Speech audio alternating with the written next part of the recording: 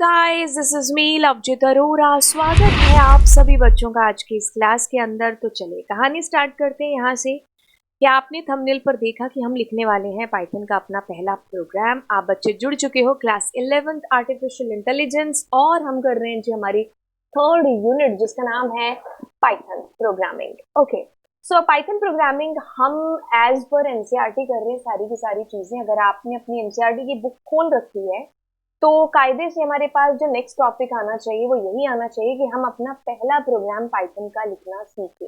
Although हो सकता है काफी सारे बच्चे ऐसे हो जिन्होंने क्लास 10th में एआई लिया हो और उनको पता हो how to write the Python program, और हो सकता है कुछ बच्चे ऐसे भी हो जिन्होंने 10th तक ना तो पाइथन पढ़ी है, एआई नहीं पढ़ा है।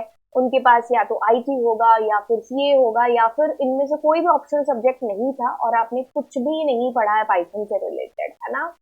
तो यस, आपके लिए कहेंगे डेफिनेटली ये आपका पहला प्रोग्राम है जो हो सकता है। तो चलिए स्टार्ट करते हैं आपके पहले प्रोग्राम को लिखना। अगर हम एनसीईआरटी की बात करेंगे तो हमारे पास में बड़ा ही सिंपल सा प्रोग्राम दे रखा है। प्रोग्राम भी नहीं कहेंगे, एक लाइन सी दे रखी है जिसमें प्रिंट फंक्शन है और उसके अंदर कुछ कुछ उन्होंने लिखा हुआ है और वो आपका प्रिंट हो रहा है।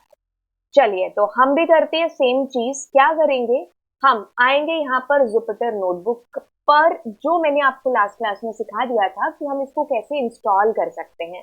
बड़ा ही सिंपल है, आप लास्ट क्लास में जाइए और वहां से देखिए स्टेप्स और करिए इंस्टॉल। चलिए तो अब मैं क्या कर रही हूँ, एक फंक्शन का इस्तेमाल कर रही हूँ जिसका नाम है प्रिंट फंक्शन। याद रखना, जब भी हम पैरेंथेसिस जिसके आगे भी लगाते हैं ना, तो ये क्या हो जाते हैं, आपके फंक्शंस हो जाते हैं। अब देखो क्या है फंक्शन, मतलब इसको एक काम सौंप रखा है हमारी पाइथन ने, कहा है कि भाई तुम जो भी करोगे ना वो क्या करोगे, प्रिंट कर दोगे एज ए आउटपुट। तो आप कुछ भी करो, जब भी आपको उसको एज ए आउटपुट चाहिए ना, तो यू नीड दिस फंक्शन। ठीक है, तो this is your print function. अब Python is a case sensitive language, so you need to be take care कि इसमें छोटी बड़ी एबीसीडी का फर्क पड़ेगा, तो एज इट इज आपको लिखना है।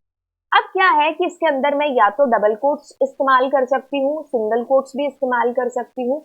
अब जैसे मैंने लिखा हाय आई एम पाइथन, ठीक है, तो मैंने बस एक सिंपल सी सीधी सी लाइन है जो लिख दी। अब आपको पता है दिस इज योर कोड, आप इसको रन कर सकते हो। मैं सेलेक्टेड सेल रन किया और आपको पता है जुपिटर नोटबुक में आपको आपका आउटपुट कुछ इस कदर इस प्रकार से दिखाई दे जाता है।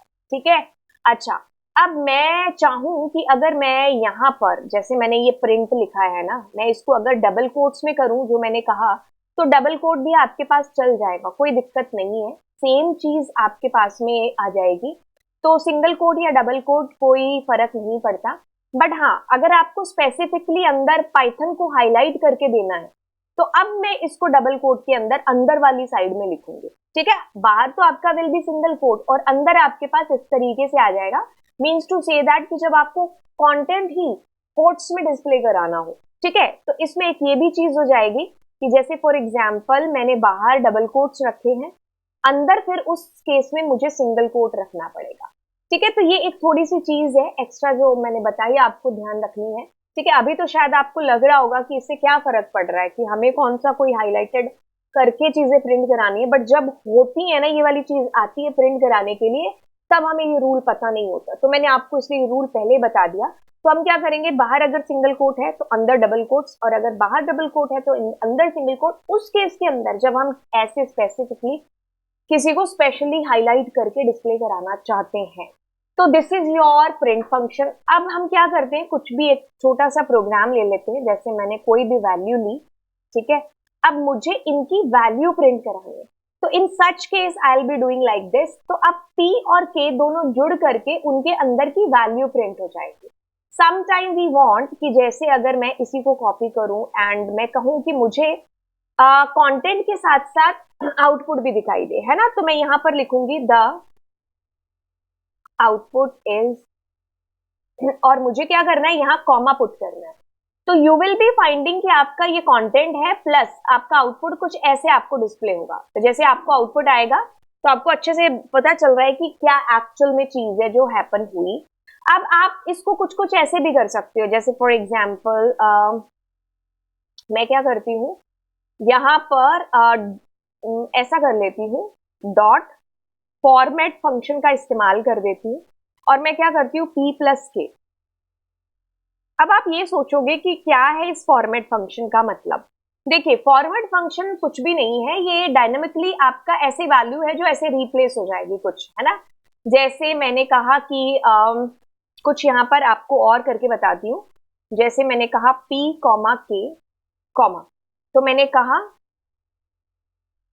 यहाँ पर ये वैल्यू पहले वाली p से रिप्लेस होगी, ठीक है। फिर मैंने कहा प्लस, एंड देन मैंने लिखा k, एंड देन मैंने लिखा इक्वल्स टू, और अब मैं ये ऐसे करा रही हूँ। तो आप ये चीज देखो कि पहला जो p है वो इस कर्ली ब्रैकेट से रिप्लेस होगा, फिर उसके बाद जो k है ना वो ये दूसरे कर्ली ब्रैकेट से, and then p plus k जो है वो इस तीसरे से। तो your output will be like this, ठीक है। आई होप ये चीज आपको समझ में आ गई। This is also the way to display your output through the format function, right. तो ये आपका पहला प्रोग्राम था। पहले प्रोग्राम में मैंने आपको काफी सारी चीजें बता दी, है ना। अब चलते थोड़ा सा आगे। एडिशन ऑफ टू नंबर्स हो गया, है ना। आप यूजर से इनपुट लेकर के भी अपने प्रोग्राम के अंदर जो है वैल्यूज ले सकते हो, वो आने वाली क्लासेस में मैं आपको बता रही होंगी। And that's it for now. अब मिलते हैं आपसे अगली क्लास के अंदर। This was your first program as per NCERT. आप एनसीईआरटी को साइड में जरूर रखें, क्योंकि इससे आपको काफी सारी जो चीजें हैं ना, एक सेकेंड मुझे निकालने दो। पाइथन प्रोग्रामिंग है आई गेस आपकी यूनिट का नाम। या दिस इज यूनिट नंबर 3।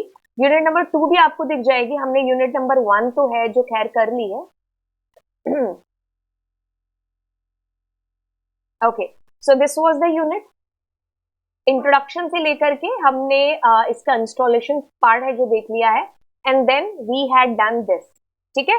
सो साथ साथ आपको स्क्रीनशॉट से थोड़ी मदद हेल्प है जो मिल जाएगी कि आप कहां पर हो एनसीईआरटी के अकॉर्डिंग, है ना। तो दैट्स इट फॉर नाउ। मिलते हैं आपसे अगली क्लास के अंदर। अपने जितने भी दोस्त हैं जिनके पास में 11th के अंदर आर्टिफिशियल इंटेलिजेंस है, तो आप उन सब दोस्तों के साथ में इस क्लास को शेयर करेंगे। ऑल्दो हम लोग एआई के अलावा आईपी और सीएस इस चैनल पर खत्म कर चुके हैं।